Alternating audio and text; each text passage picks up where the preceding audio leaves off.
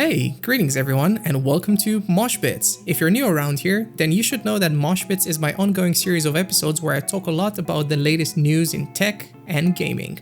Today's episode is number 20 already, so if you like what I do around here, then please do consider subscribing and sharing it with your friends because I've got a lot more content planned for you all.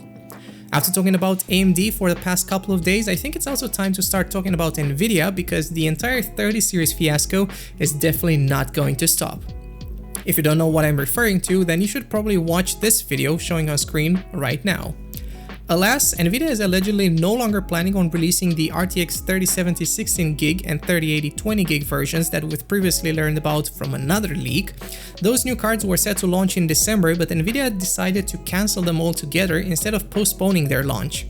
The same rumor also mentions that the plans for the 3060 Ti have remained unchanged, so we might still get yet another new card from NVIDIA in mid-November.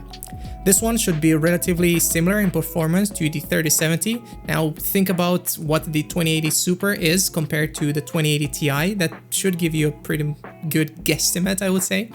And don't forget that the 3070 is actually launching on October 29th, which is one day after AMD's big Navi event, which, if you didn't know, I will be covering on our crowd Discord server, so do make sure to check out the links in the video description for that as well.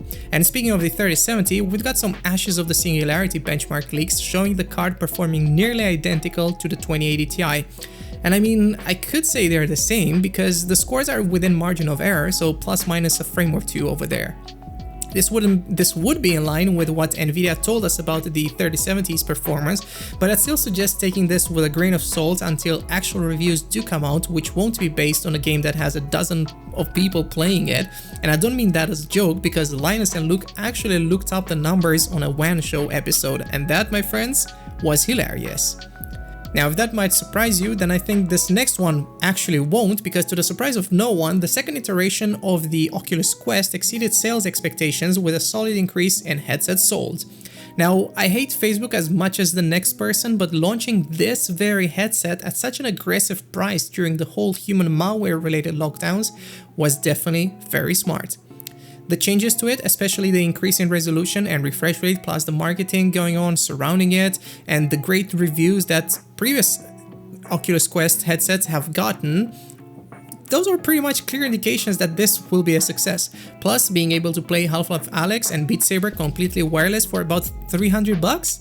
I mean, come on, you can hardly beat that. And okay, the headset is $300 for the 64GB version, and the games do add up to the cost. And I mean, completely wireless is only if you actually happen to buy virtual desktop, which you should, by the way. Otherwise, you need to use the link cable. But you know, that's still under the $500 threshold, which is where some other headsets do actually start at. So that's a good deal to me, at least. And to be frank, as a Quest 1 owner, I couldn't be happier with my purchase, and the only downside is actually owning a Facebook product. But what do you guys think? Would you buy a Quest 2? Let me know in the comments below. And also do let me know if you'd like to start dating through Facebook's dating platform, which is finally launching. And yes, my friends, this is happening right in the middle of the human malware pandemic. The service is available starting today across Europe via their website, and generally I would advise against any dating app, but this one being Facebook, then that's a double no-no from me. Would you even trust Zuck with this kind of data? Oh, and you don't know which type of data I'm referring to? Aside from the normal data that you're giving them, the app also offers a secret crush feature, allowing you to add up to 9 Facebook friends or followers who you'd like to date, and they won't know unless, wait for it, they also add you to their secret crush list. And yeah, if that doesn't sound creepy to you, then I don't know what does.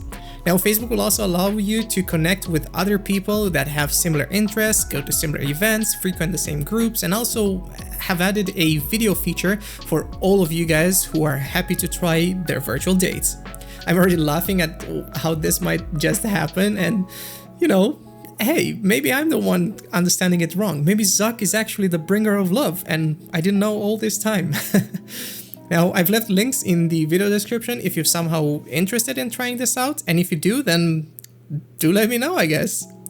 And now let's dive into the nibbles, because yesterday we were talking about Phison's new E18 controller and how damn fast it is, and lo and behold, Silicon Motion has just announced that its new PCIe Gen 4 SSD has very similar performance to those that are using a Phison controller, and I can tell you how happy I am to see that more companies are pushing the boundaries of SSDs, and that's not entirely the case with what I'm going to say next, but let's just thank console manufacturers for once. After all, both Microsoft and Sony are adding SPEEDY SSDs to their consoles, so there you go. Thanks Sony and Microsoft, you did well. Also, yesterday was also when I found out that QUIBI was officially shutting down, which should come as a no surprise to anyone, not even to everyone who was crazy enough to invest into this short-form mobile-focused streaming service that they horribly came up with. I don't know why. Like, remember their CEO complaining about how the human malware was being the reason that their platform didn't do well at all? No dude, your platform was just bad. And also do remember that nobody really wanted to use it and pay for an app that they would still get ads for. What? Whoever thought that this would work out? But you know what? Let's not talk about this dumpster fire where rich folk have just happened to pour all their money into, because I really don't want to cover it, so let's move on. Because Ubisoft is merging its Ubisoft Club loyalty program with Uplay to create Ubisoft Create. That's some double create over here. This will make it easier to have cross progression in your games if you happen to play them on 2 different platforms or more, I would say, and shall also introduce more crossplay options, which is what I'm mostly excited about. Of course, this will also be a way for Ubisoft to pimp its Sam virtual AI assistant and to connect the dots to identify you better, so what can I say? Well played Ubisoft, well played. And now it's time for me to go and edit this video and replay some Witcher 3, and I know this is not a Ubisoft game, but who cares? I want to play it. You should play it as well. And you should also go and check me out on Twitter and visit crowd.com, our tech review platform. And if you'd like to read more about those articles that I've just mentioned in today's video, then do make sure to check out the video description down below. Now this has been Alex with the Red Elk, signing off. Bye.